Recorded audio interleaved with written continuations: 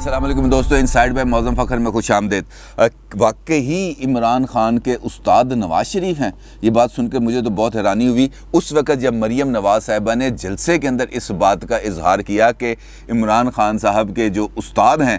وہ نواز شریف ہیں۔ اس میں کیا معاملہ ہے میں بھی آپ کو آگے چل کے بتاتا ہوں، کیونکہ آج عمران خان صاحب نے بھی آزاد کشمیر کی انتخابی مہم میں انٹری ماری ہے، اور یہ انٹری کسی حد تک مایوس کن ہے، اور مایوس کن اس وجہ سے کہ ان کے پہلے ہی جلسے میں ان کے وزیر داخلہ شیخ رشید احمد نے ایک مرتبہ پھر عمران خان کے لیے ایک ایسا مقام، ایک ایسا سبکی کا مرحلہ پیدا کر دیا ہے کہ اب وہ ان سے باہر نکلنا ان کے لیے خاصی مشکل کام ہے، کیونکہ ایک سٹیج جہاں پر آزاد کشمیر کے اندر بیٹھ کر پاکستان میں حکمران جماعت نے اپنی انتخابی مہم کا آغاز کرنا تھا، اسی سٹیج پر وزیر اعظم کی موجودگی میں وفاقی وزیر داخلہ جو ان کی کابینہ کے رکن ہیں نے غداری کے سرٹیفکیٹ بانٹے ہیں، اور وہ غداری کے سرٹیفکیٹ بانٹے ہیں انہوں نے نون لیگ کے لیے۔ اسی سٹیج پر جہاں پر عمران خان موجود تھے، شیخ رشید نے نعرے لگوائے کہ جو نون لیگ کا یار ہے وہ غدار ہے۔ یہ نعرے اس سٹیج سے لگے، اور عمران خان اپنی روایتی انداز میں ہاتھ میں چھوٹی سی تسبیح پکڑ کر زیر لب مسکراتے بھی رہے اور کچھ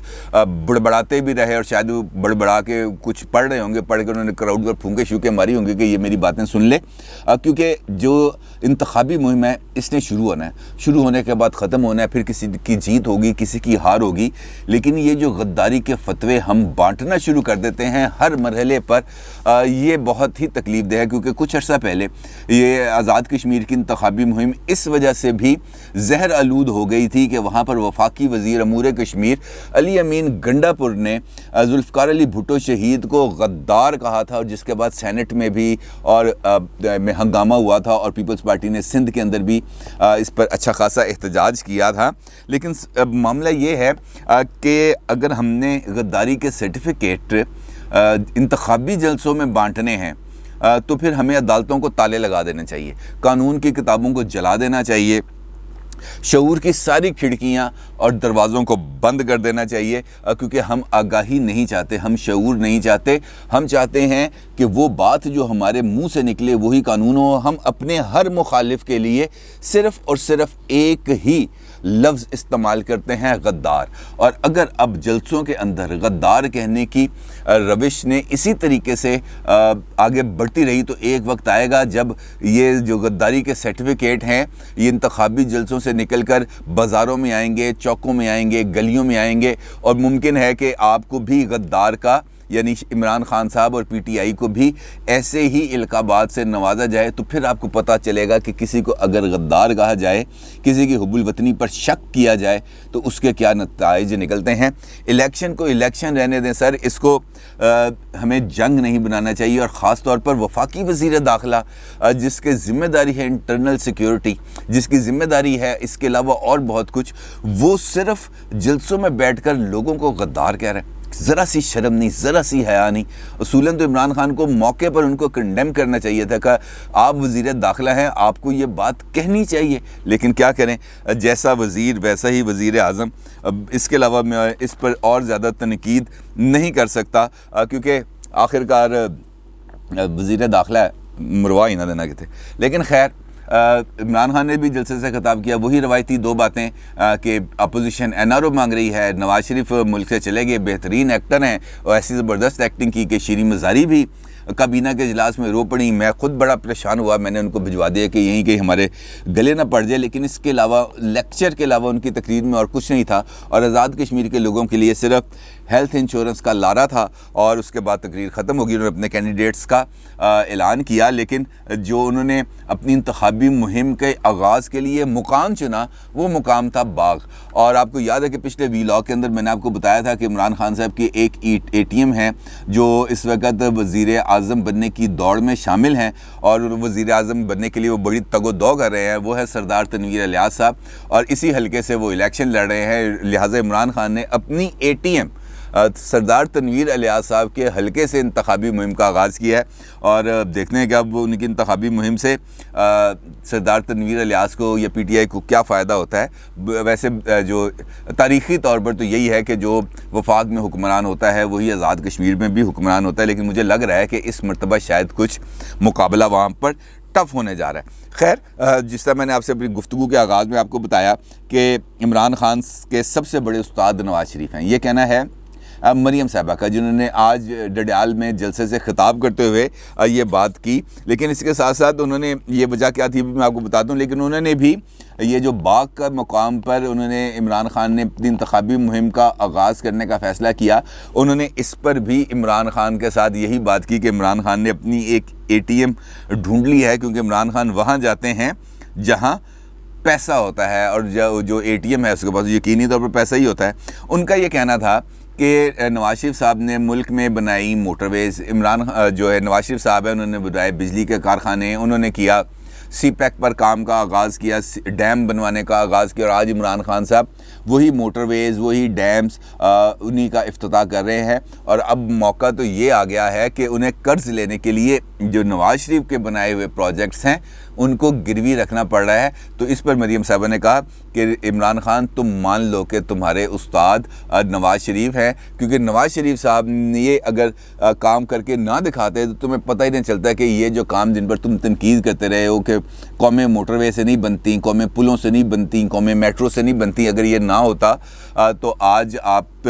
یہ سارے کام نہ کر سکتے۔ یعنی یہ ان کی تربیت کا حصہ ہے کہ وہ بھی ایسے کام کریں گے تو پھر یعنی کہ موٹر ویز بنائیں گے، پل بنائیں گے، بریجز بنائیں گے، میٹرو چلائیں گے، اس سے آگے ہی نیشن بلڈنگ ہوتی ہے۔ اس کے بعد مریم صاحبہ نے جو عمران خان صاحب ہیں ان کے استقبال کا بھی طریقہ بتایا لوگوں کو۔ ان کا یہ کہنا تھا کہ عمران خان کا آپ نے استقبال انڈے اور ٹماٹروں کے ساتھ نہیں کرنا۔ بڑا دلچسپ ہے یہ معاملہ، انہوں نے کہا کہ آپ نے انڈے اور ٹماٹروں کے ساتھ استقبال نہیں کرنا، جبکہ عمران خان صاحب آئیں تو ان کا استقبال آپ نے ہاروں کے ساتھ کرنا ہے، اور جو ان کے گلے میں پہلا ہار ڈالا جائے گا وہ ڈالا جائے گا بجلی چور میں نمبر 1، پھر آٹا چوری میں نمبر 1، پھر دوائی چوری میں نمبر 1، پھر مہنگائی میں نمبر 1، ووٹ چوری میں نمبر 1۔ انہوں نے کہا کہ یہ ہار آپ ان کو ڈالیں، بے شک پھولوں کے ہار ہوں لیکن اس کے اوپر یہ ایک پرچی لکھی ہو، یہ والی پرچی سے ان کو ہار ڈالیں، اور جو ان کو تاج پہنائیں وہ اس تاج پہ لکھا ہونا چاہیے کشمیر فروشی۔ یہ آپ کو تاج اس صورت پہ پہنایا جا رہا ہے کہ آپ نے کشمیر فروشی کی ہے۔ خیر، انتخابات کے اندر یہ جو اس وقت جو گرما گرمی ہے یہ بہت زیادہ بڑھ چکی ہے، لیکن جو معاملہ ہے اس وقت آزاد کشمیر کے اندر وہ اس سے بھی زیادہ صورتحال تھوڑی سی جسے ہم کہہ سکتے ہیں پیچیدہ ہو چکی ہے۔ پیچیدہ ہونے سے مراد یہ ہے کہ دو بڑی سیاسی جماعتیں الیکشن میں ہیں، پیپلز پارٹی بھی الیکشن میں ہے، اور اس الیکشن کو سب نے اپنے لیے زندگی اور موت کا مسئلہ بنا لیا۔ زندگی اور موت کا مسئلہ اس وجہ سے کہ ہر وقت ہر بندہ یہی کہہ رہا ہے کہ اگر ہم نے الیکشن نہ جیتے تو پھر اس کا مطلب یہ ہے کہ ووٹ چوری ہوا، اور اگر ووٹ چوری ہوا تو پھر اس کے جو نتائج ہیں وہ خاصے سنگین ہوں گے، اور جو ووٹ چوری کرنے والا ہے اس کے ساتھ بہت برا ہونے والا ہے۔ یہ بھی مریم صاحبہ نے آج کہا ہے۔ لیکن آزاد کشمیر کے انتخابات اپنے آخری مرحلے میں 25 جولائی کو پولنگ ہے، اور اس کے بعد فیصلہ ہو جائے گا کہ کون سی جماعت حکومت بنانے جا رہی ہے اور کون سی جماعت اپوزیشن میں بیٹھے گی۔ لیکن اس سے پہلے جو پولرائزیشن ہو گئی ہے پولیٹیکل جماعتوں کے درمیان اور پولیٹیکل گراؤنڈ فیلڈ میں، وہ زیادہ خطرناک ہے، کیونکہ جس طریقے سے میں نے اپنی گفتگو کے آغاز میں آپ کو بتایا کہ غداری کے فتوے بانٹے جانا شروع کر دینا کسی بھی مہذب معاشرے میں اس طریقے سے، اور وزیر اعظم کی موجودگی میں اس کو کسی بھی طریقے سے مناسب اور قابل ستائش نہیں کہا جا سکتا۔ یہ بات ضرور ہے کہ الیکشنز کا جو تمام کا تمام عمل ہے اس کو صاف بھی ہونا چاہیے، شفاف بھی ہونا چاہیے، ہر ایک ووٹ کو گنا جانا چاہیے، ہر ایک ووٹ کو عزت ملنی چاہیے، بلکہ یہ کہنا چاہیے کہ جو ووٹ جس کو دیا گیا ہے اسی کا حساب میں گنا جانا چاہیے۔ یہ زیادہ ضروری ہے، کیونکہ جب تک ہم اپنے انتخابی عمل کو بالکل غیر جانبداری کے ساتھ صاف اور شفاف نہیں بنائیں گے، ہمارے الیکشنز کے اوپر سوال اٹھتے ہی رہیں گے۔ لہٰذا بہتر یہ ہے کہ ہم آزاد کشمیر کے ہی انتخابات پر ایک ایسا پیمانہ سیٹ کر لیں جس کی بنیاد پر ہم پاکستان کے اندر صاف اور شفاف انتخابات کرائیں، اور اس کے ساتھ ساتھ یہ بھی ضروری ہے کہ ہم اپنا جو انتخابی مہم ہے اس کو اس ایکسٹینڈ تک نہ لے جائیں جہاں پر یہ جو سیاسی اختلاف ہے یہ بڑھ کر اندر ذاتی اختلاف بلکہ گروہی اختلاف بن جائے، کیونکہ یہ اختلاف جب سیاسی سٹیج سے، سیاسی قیادت سے نیچے لوگوں تک منتقل ہوتا ہے، یعنی کہ جو سٹیج کے نیچے لوگ کھڑے ہوتے ہیں ان تک منتقل ہوتا ہے، تو پھر یہ گلی محلوں میں جاتا ہے. جب گلی محلوں میں جاتا ہے تو یہ بحث کا حصہ بن جاتا ہے، چائے کے کھوکھوں پر، ہوٹلوں پر، اور وہاں پر جب دوسرے مکتبہ فکر کا، سیاسی فکر کے سوچ رکھنے والے موجود ہوتے ہیں تو وہاں پر یہ جو ڈبیٹس ہوتی ہیں عموماً یہ زیادہ تر بدل سکتی ہیں کسی تصادم میں، اور اس تصادم کا نتیجہ انارکی سے نکلے گا، اور ہمیں اس پر غور کرنا چاہیے، اور ہمیں اپنی جو صف بندیاں ہیں اس کو مکمل طور پر ری وزٹ کر کے اس پر ہمیں ری تھنک کرنا چاہیے کہ ہمیں اپنے یہ جو ریتھورکس ہم بناتے ہیں اس پر نظر ثانی کرنی چاہیے. وزیر اعظم کو نوٹس لینا چاہیے، اگر ویسے نہیں لیں گے وہ مجھے یقین ہے، لیکن پھر بھی کہنے میں کیا حرج ہے شاید، لیکن کسی نہ کسی کو اس ساری صورتحال کا نوٹس لینا چاہیے، اور یہ غداری کے فتوے اور غداری کے سرٹیفکیٹس بانٹنے کا، یہ جو چھاپنے کا، بلکہ یہ جو پریس ہے اس کو بند ہونا چاہیے، کیونکہ اگر یہ غداری کے فتوے ایسے ہی جاری ہوتے رہے تو اس ملک میں محب وطن کوئی نہیں بچے گا، سارے کے سارے غداری ہوں گے. اب بات کرتے ہیں چند آپ کی آراء پر. محمد ساجد صاحب نے کہا ہے کہ جی یہ جو طبقہ نون لیگ میں سوچ رہا ہے وہ غلط ہے. عوام کا یہ بیانیہ بن چکا ہے کہ وہ نون لیگ سے بھی عوامی حکومت کی مزاحمت میں آ گئے ہیں. اب اگر نون لیگ ایک کھمبا بھی کھڑا کر دے گی تو وہ جیت جائے گی. یہ بات آپ کی ٹھیک ہے. میں نے کل جو آپ سے گزارش کی تھی وہ اس وقت جو تینوں جگہوں پر، یعنی کہ پولیٹیکل پارٹیز کے اندر، حکومتی کیمپ میں اور اسٹیبلشمنٹ کے اندر جو اس وقت مائنڈ گیم چل رہی ہے اس کے حوالے سے گفتگو کی تھی. نون لیگ کے اندر یقینی طور پر یہ والا فیکٹر موجود ہے کہ وہاں پر ایسی سوچ پائی جاتی ہے، لیکن اب چونکہ جس طرح میں نے کل کے اپنے ویلاگ میں یہ گزارش کی تھی کہ جو عوامی رائے ہے وہ لیڈرشپ سے بھی آگے جا چکی ہے، عوام لیڈر سے آگے بڑھ چکے ہیں. اس بات کے اوپر کہ اسٹیبلشمنٹ کے رول کو محدود ہونا چاہیے. یہ بات آپ کی ٹھیک ہے کہ اگر یہ نیریٹو پر مسلم لیگ نون کھڑی رہتی ہے، اس پر اب کمپرومائز نہیں کرتی. اب مریم نواز اگر واپس آئیں گی پھر خاموش ہو جائیں گی، شہباز شریف صاحب پھر آگے پھر مفاہمت کھیلنا شروع کریں گے تو اس کا مسلم لیگ نون کو نقصان ہوگا. اور یہ بات آپ جو کہہ رہے ہیں کہ کھمبا بھی جیت جائے گا، یہ صرف اس صورت میں ہوگا کہ مسلم لیگ نون اب اپنے جہاں پر جس پوزیشن پر آ گئی ہے وہاں سے کمپرومائز نہ کرے، آگے جائے، پیچھے نہ ہٹے، کیونکہ پیچھے ہٹنے کا مسلم لیگ نون کو نقصان ہی ہوگا، اس کا کسی صورت فائدہ نہیں ہوگا. عبدالقدوس صاحب کہتے ہیں جی طالبان سرحدوں پر آ چکے ہیں، ملک کے اندر وہ پہلے ہی ہیں، مہنگائی نے حکومت کو بہت زیادہ نقصان پہنچایا ہے، بے چینی میں اضافہ ہو رہا ہے، اللہ رحم کرے. یہ بات آپ کی ٹھیک ہے. اس وقت اگر ہم دیکھیں ہم اندرونی سطح پر بھی خاصے انتشار کا شکار ہیں اور خارجی محاذ پر بھی انتشار کا شکار ہیں. بارڈر بھی ہمارے اس طریقے سے سیکیور نہیں ہیں جیسے ہونے چاہیے، اور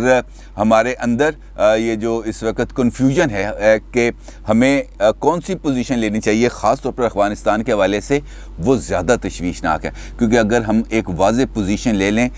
طے کر لیں کہ ہم نے کیا کرنا ہے، ایک کنفیوژن سے باہر آ جائیں، تو اس کے نتیجے میں ہمارے لیے خارجی محاذ پر، خاص طور پر افغانستان کے ایشو کو ٹیکل کرنے میں مدد ملے گی. ہمیں اچھے یا برے طالبان کی جو سوچ ہے اس سے باہر آنا پڑے گا اور ایک ہی طریقے سے اس کو ٹریٹ کرنا پڑے گا. جہاں پر اندرون ملک بات ہے، وہ میں نے بھی آپ کو جیسے بتایا کہ ہم غداری کا سرٹیفکیٹ بانٹتے پھرتے ہیں لوگوں میں، تو ایسی صورتحال کے اندر مجھے بتائیں کہ کیسے یکجہتی پیدا ہو سکتی ہے. قومی سوچ اس حالات کے اندر جہاں پر غداری کے فتوے بانٹ رہے ہوں، قومی سوچ نہ پیدا ہو سکتی ہے، نہ پنپ سکتی ہے، نہ طاقتور ہو سکتی ہے. اپنی رائے کا ضرور اظہار کیجیے گا. آپ کا بہت شکریہ. اللہ حافظ.